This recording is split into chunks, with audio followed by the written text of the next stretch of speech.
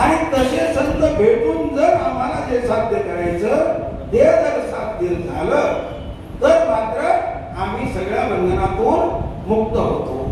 म्हणून म्हटले साधनी साधने तुटी वाची बंधने. का म्हणायला माय बाप हो, आम्ही सगळे बंधनात बांधलेलो आहोत, बंधनाच्या बाहेर कोणी नाही. आम्ही तिथं कीर्तनात भाग सांगतो. एका महाराजाने 2-3 शिष्य केले. एकाची आई गेली तो म्हणे रडू नको ती माया आहे. एकाचा बाप मेला रडू नको ती माया आहे. एकाचं पोरग गेलं रडू नको ती माया आहे. म्हणजे एक दिवशी महाराजाच्या शेळीची पिढीच मिळाली तर महाराजांनी सकाळपासून रडायला सुरुवात केली. 4 वाजेपर्यंत थांबच नसते. सगळे शिष्य आले. बोलली आमची माय गेली, बाप गेला, पोरगी गेली, बायको गेली. तुम्ही म्हणाले माया आहे आणि तुमच्या शेळीचं पिलू गेलं तुम्ही सकाळपासून रडायला लागले. महाराज म्हणाले ते तुमचे होते, हे माझं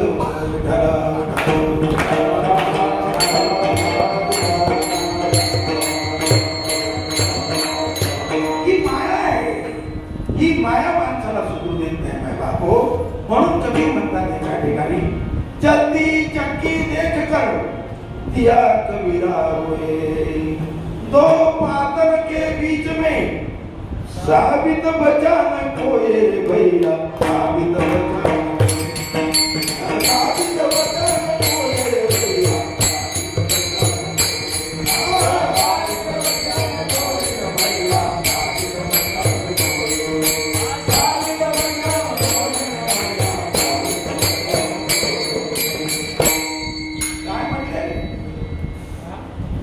घरातल्या जात्याचं प्रमाण ते फार खतरनाक होते. ते चिकावी कशी करायची. पत्थर पूजे हरविले तो मैं पूजू पहाड़ उस पत्थर से चक्की भली उसे पिसाए संसार. असे खतरनाकही होते. परंतु जात्याचं प्रमाण ते दिलं. पण खरी हकीकत ही आहे आकाश नामाचं एक पाळू आणि पृथ्वी नामाचं दुसरं पाळू. याच्यामध्ये जे दिसे ते नासे सगळं बघण्यात जाणार आहे. परंतु म्हणून रडू लागले ते चलती चक्की देख कर दिया कबीरा हुए, दो पातन के बीच में साबित बचा न कोई.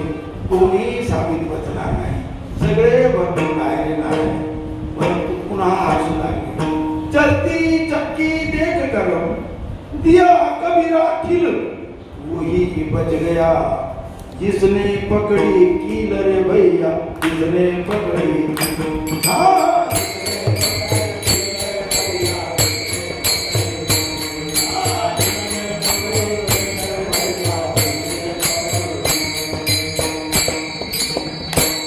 त्या खिळ्याला जो चिकटतो ना तो कधी भरडल्या या मामल्यात आता जाते जळण्याला कोणी दिसत नाही. त्या आमच्या आई वगैरे जळायच्या आणि गोव्या म्हणायच्या. काय म्हणायच्या?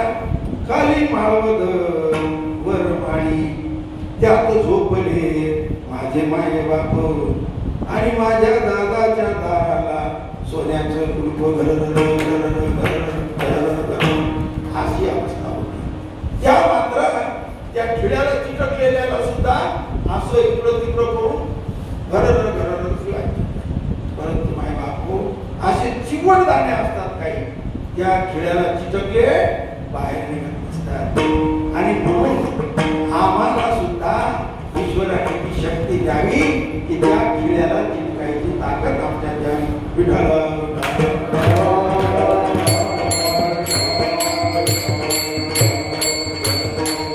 एक राम तत्व दृढ झाली हरीशी तुझी. आम्हाला सुद्धा इशारा द्यायला लागले संत. पण आम्ही तेवढंच करत नाही, बाकी सगळं करतो. अशी अवस्था आहे. मग यासाठी म्हटले की जर तसे संत भेटले तर आम्हाला ईश्वराची प्राप्ती होते. पण आम्ही एखादा माणूस जर कोणी बी वयस्कर असो कोणी असो देह त्याग केला की आम्ही महाराज लोक जातो. आनंद कोणता घेतो? सहसा यासाठी केला होता असं शेवटचा दिस गोड व्हावा म्हणजे बुंदी खायला लागली का असं काय ना ते. शेवटचा दिस गोड व्हावा.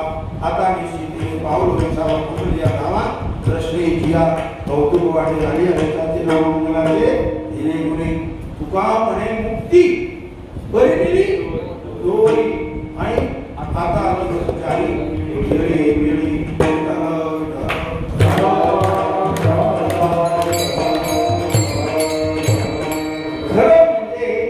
या मृत्यूचा अर्थार्थी कुठंच संबंध नाही, कुठंच संबंध ते मात्र संबंध नाही. याचा खरा अर्थ असा आहे, तुम्ही मनुष्य येऊनी मागितली कशासाठी?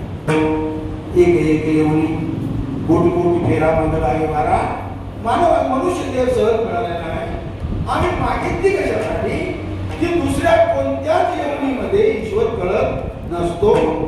पशु का तो पणैया होय, नर का कुछ न होय, लेकिन नर एक बार कर्मी करे तो नर का नारायण हो जाए रे भैया, नारायण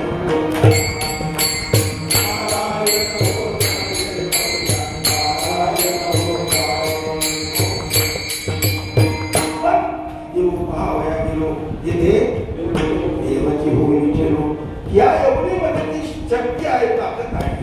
म्हणून म्हणतो बापो की ही शक्ती आम्हाला दिलेली आहे, या एवढीला आहे, परंतु आम्ही त्यानुसार मागत नाही. ही शोकांती आहे. म्हणून या ठिकाणी तुकोबार काय म्हणतात आणि नाथ महाराज काय म्हणतात? नाथ महाराज यासाठी म्हणतात की बापूंनो, तुम्हाला काय करायला पाहिजे? तुमची साधनं काय आहे? संत महापुरुष. साध्य काय आहे? एक ईश्वर. जर तुम्ही संत महापुरुषांच्या संगतीत राहिला, संतांच्या संगतीत मनोमार्ग गती आकळावा येणे मध्ये, मग किती सोपं मार्ग सांगितला. आणि त्याच्यासाठी जप तप साधन काही लागते का? मग काय होणार? राम कृष्ण हरी जय जय राम.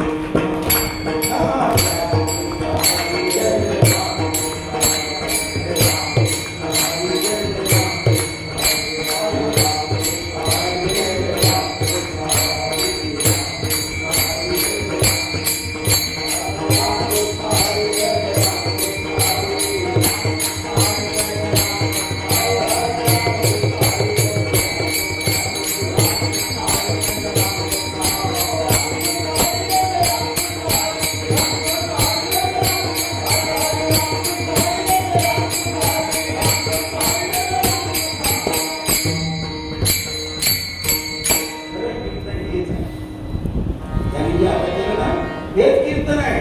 ते उगाच सटरमटरम चालू आहे आपले बाकी. खरं कीर्तन तेच आहे, एवढ्यातच खरं कीर्तन आहे. म्हणून म्हणतो माझ्या बापू, आम्हाला सोपे मार्ग सांगितले संतांनी की बाबांनो, तुमच्यासाठी साधन काय आहे? संतांची संगत करा. आणि साध्य काय आहे? संतांची संगत केली तरच ईश्वर प्राप्त होतो. पण आम्ही म्हणतो की आम्हाला हे मार्गच माहित नाही. मार्ग का माहित नाही की आम्ही कधी संतांच्या संगतीत गेलोच नाही. अशी ही अवस्था आहे बापू. म्हणून तिसऱ्या चरणात काय म्हणतात महाराज?